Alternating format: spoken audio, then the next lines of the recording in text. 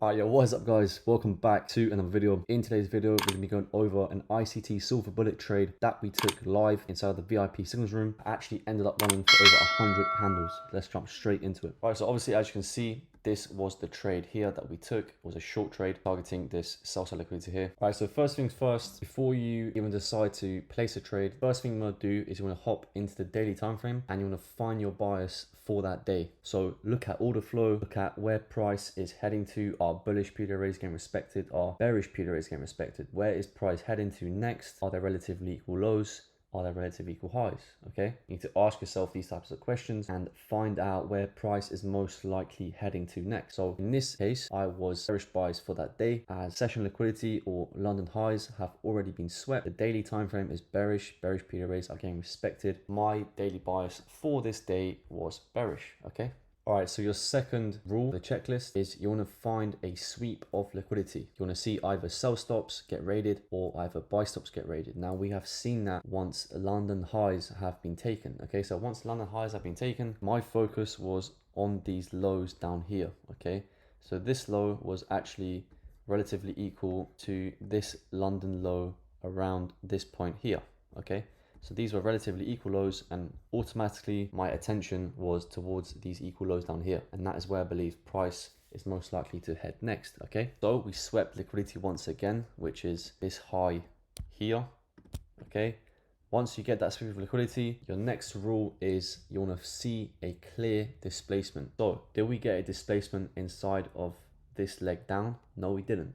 So we don't take any trades yet. We're carry on waiting patiently for that displacement. Okay, all right, so price comes back up, we actually sweep buy stops again. So any traders that went short off of this, they get taken out of their position, and over here we actually get the clear displacement now. So we've got displacement and we've also got the fair value gap. Okay, I'm so sorry to interrupt the video here, but I just want to share with you guys this week's results from the VIP signals room, showing you our wins and losses. So starting off Monday, this was actually NFP week. We took a short position that ended up running for over 32 points, first TP smashed, and 70 points, final TP smashed. Tuesday, we took another trade live, of course, long position, ended up going for 31 points secured, and then we got stopped out in a profit. Wednesday, there was literally no trades, very low volatility and low probability, and that was us done for the week, as on NFP weeks we don't trade Thursday and Friday after Wednesday New York session, as that is what ICT recommends. So we ended up having a total gain of 100 handles for that week,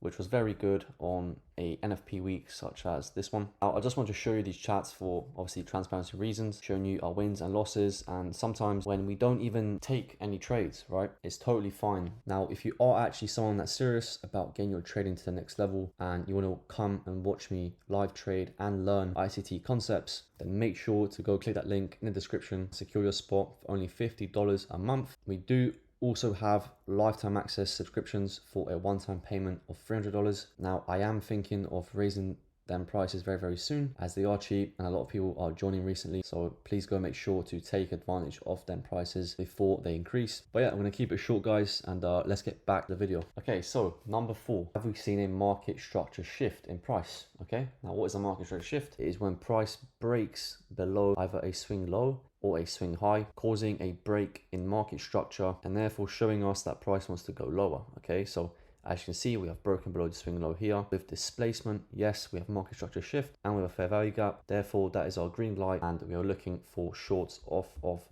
this fair value gap here. Okay, so as soon as it taps into that edge of the fair value gap, that is your short entry. Now, your stop placement would be above the displacement candles high. Okay, so the max amount you'll be risking on any trade is 25 handles. Okay, so in this case, you're risking 22 points, which is just above the displacement candles high. You could put your stop above the swing high, however, that is too much risk, and therefore we're going to be putting our stop placement just above the displacement candles high. Okay, whenever you can put it above the swing high and it's 25 handles, that is very good. I advise you do that. However, in this case, we cannot do that, as we'd be risking way too much on this trade. Okay, now first TP would be at this swing low here, gaining around 32 handles on our trade. Second TP at this low here, 76 handles, and obviously your final TP would be at some sort of external sell-side liquidity level or a session liquidity level like London lows, right? So in this scenario, this is a session liquidity as it's relatively equal to London lows. Okay, now obviously your fifth rule is target the opposing liquidity, which is this low down here. Now some people, they don't like to take partials, so they wouldn't take TP1 here, TP2 here. They would just target this low here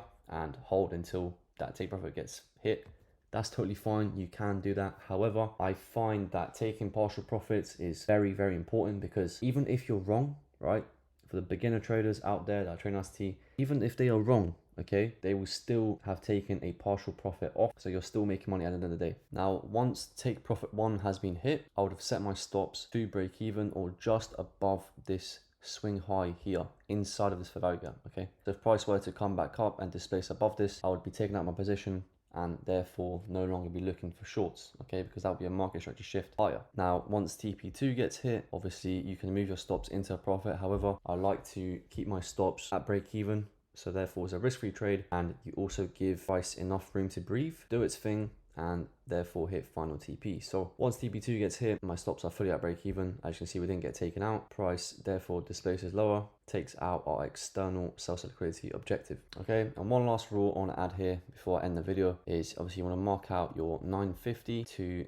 10:10 macro time window. Okay, and you only want to be taking trades inside of this 20-minute time window. If a trade happens outside of this window or before, you do not take any trades. Okay, I know the silver bullet hour is from 10 to 11. However, ICT does mention that your entry will be between 9:50 and 10:10. Okay, anything outside of this time window is low probability, and therefore, in my experience from trading, I tend not to take any trades once that macro has passed. Okay, I know the silver bullet hour is from 10 to 11 and you can take trades inside of that window.